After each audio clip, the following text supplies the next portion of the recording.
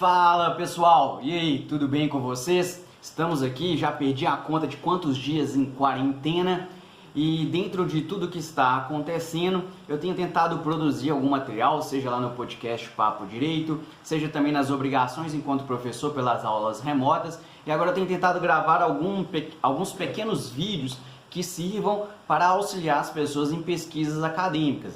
Acaba que desde 2007 eu tenho participado de iniciações científicas e de alguma pesquisa sempre eu tenho participado. Então vou tentar compartilhar alguns pontos com vocês. Hoje, o que eu vou falar? Eu vou falar sobre plágio, sobre citação direta e indireta, e a escolha do tema ela é muito voltada para os meus alunos na FASE. Por quê? Porque muitas das vezes, principalmente os alunos no início do curso, eles não entendem muito bem o que é plágio, o que é citação, como se faz referência a um texto, e eu vou falar de maneira prática para a gente evitar erros.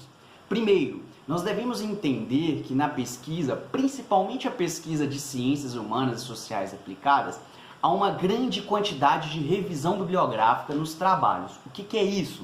É você buscar em outros livros, artigos, textos que tenham alguma validação científica, que são as fontes, que nós temos, busca este conteúdo para fundamentar aquilo que a gente está escrevendo.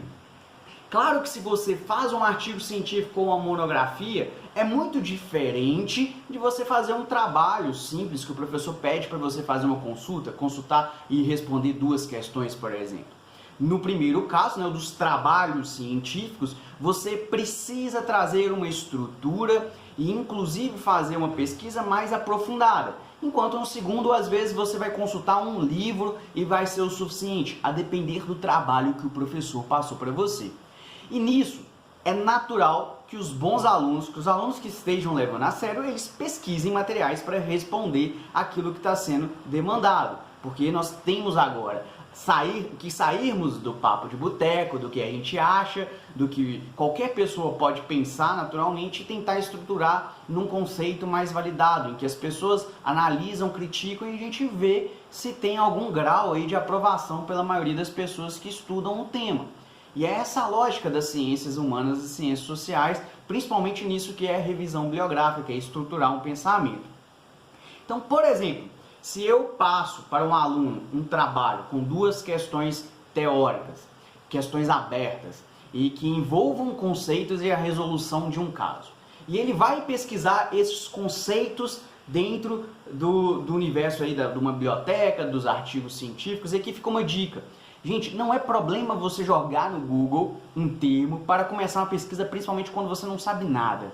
Mas é muito ruim você citar um blog, você citar apenas matéria jornalística. Não que eles não tenham valor, mas eles não podem ser a fonte principal da sua pesquisa. É bom que você procure algo sólido. Os artigos científicos, que nós temos muitas revistas eletrônicas hoje, servem muito para isso. Os livros clássicos, os livros que tratam de um tema só de maneira bem aprofundada. Tudo isso é muito melhor e que deve ser utilizado num trabalho acadêmico. Então o aluno, eu passei essas 2 questões. O aluno vai e consulta 3 livros. A primeira coisa é, esses 3 livros que ele consultou e que fazem parte do conhecimento que ele passa a ter, eles são referências que devem conter ao final do trabalho. Então deve estar ali o autor, o livro, o ano, a edição do livro, do artigo que ele pesquisou, o site. Então deve conter tudo aquilo ali ao final, que são as referências.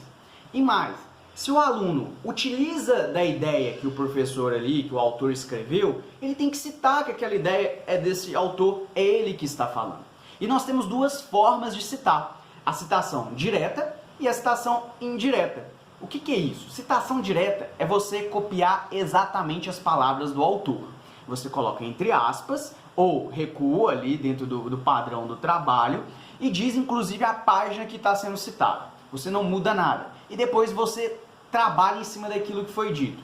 Importante, um trabalho que tem muita citação direta, ele demonstra uma certa preguiça e um certo não domínio daquele que escreve. Porque se a pessoa entendeu, ele não precisa ficar copiando e colando vários trechos como se fosse uma revista, um mural, um mosaico.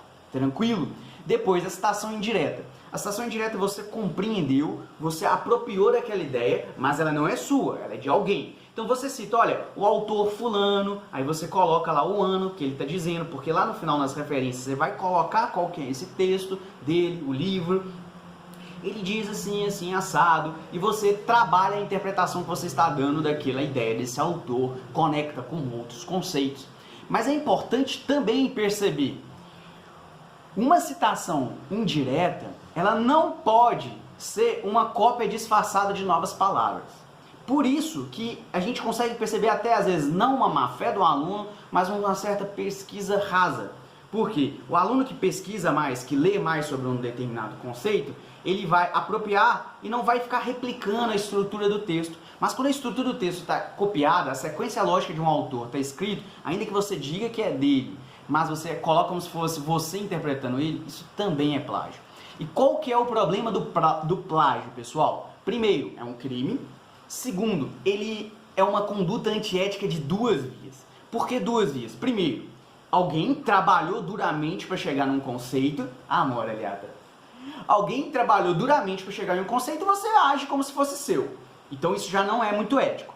E depois, você, ao entregar o trabalho e o professor acreditar que aquela ideia é sua, que você escreveu com o seu próprio pensamento e que você estruturou aquilo de uma forma sua, você está enganando o professor. E a gente não quer isso, a gente quer o ensino e esse trabalho acadêmico de forma transparente, honesta, para que todos cresçam. A comunidade científica, o aluno, o estudante cresça, o professor consiga avaliar quais são as habilidades que o aluno precisa melhorar, quais que ele está muito bom e precisa de um reforço positivo, que também é muito interessante dar.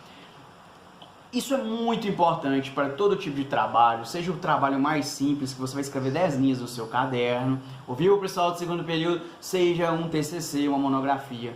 É muito errado plagiar e a gente às vezes pode vir a plagiar sem querer. Por isso é muito bom ficar atento, por isso eu estou fazendo esse vídeo e acho que pode vir a agregar para muitas pessoas. Tomara que sim, pode ser uma pretensão minha.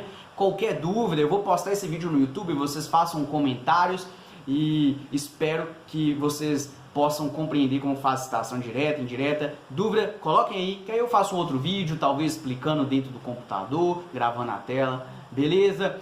Um forte abraço a todos, muita força para continuar nesse período de quarentena. Fiquem em casa, aqueles que possam ficar em casa. Vamos aguardar as diretrizes daqueles que são especialistas na área da saúde. Afinal, é para isso que a ciência serve. Tranquilo? Um forte abraço a todos e tchau, tchau!